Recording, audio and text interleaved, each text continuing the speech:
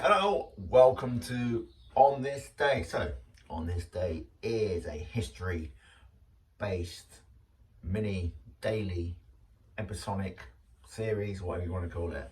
Basically, what we do is we take some points from history on this day, today being the 15th of January.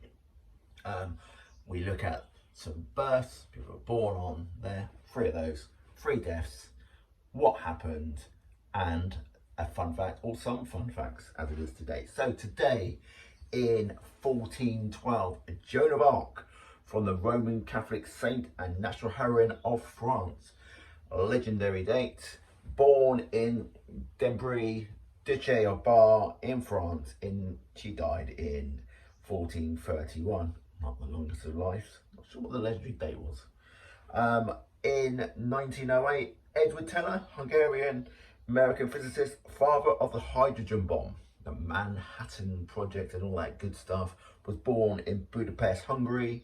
He died in 2003. Slightly longer life, that one. And then Martin Luther King, the American clergyman and leader of the civil rights movement. He got a Nobel Prize in 1964, was born in Atlanta, Georgia. Who would have known? He died in 1968. So we all sort of realise how he may have died. Then people who had died: Meyer Lansky, Polish-born American mobster known as the Mob Accountant. He died of lung cancer at the age of 80 on this day. In 1988, Sean McBride, Chief of Staff of the Irish Republican Army and founder of Amnesty International. He won a Nobel Prize in 1974.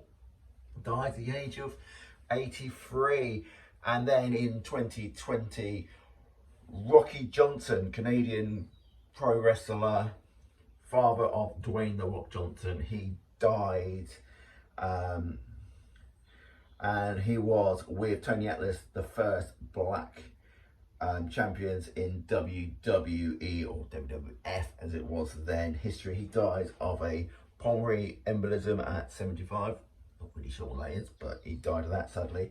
Then what happened on January the 15th? Well, in 1927, the BBC's first running sports commentary was broadcast on this day, when Ted Wakeler occupied a wooden box at the top of the South Terrace at Twickenham and told radio listeners what was happening in an England-Wales 5 Nations rugby match.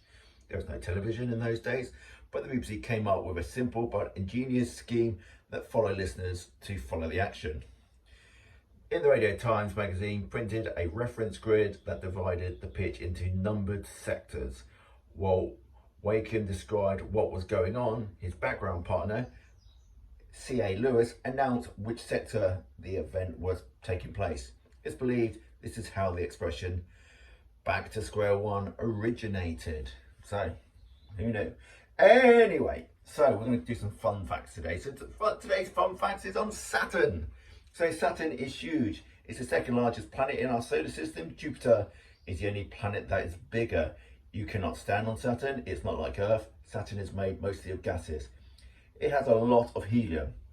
This is the same gas that you put in your balloons. Makes your face go funny.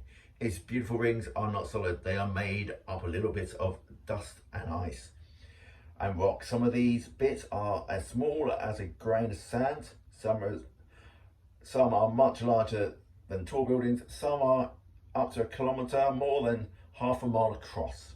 The rings are huge but thin. The main rings could almost go from the Earth to the Moon, yet they are less than 1 kilometre thick.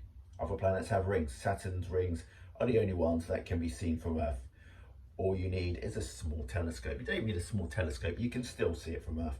Saturn could float in water because it's mostly made of gas. Earth is made of rocks and stuff. It is very windy on Saturn. Winds around the equator can be 1,800 kilometers per hour. That's 1,118 miles per hour. On Earth, the fastest winds only get to about 400 kilometers per hour. That's only about 250 kilometers per hour only. You wouldn't want to be stood in it though.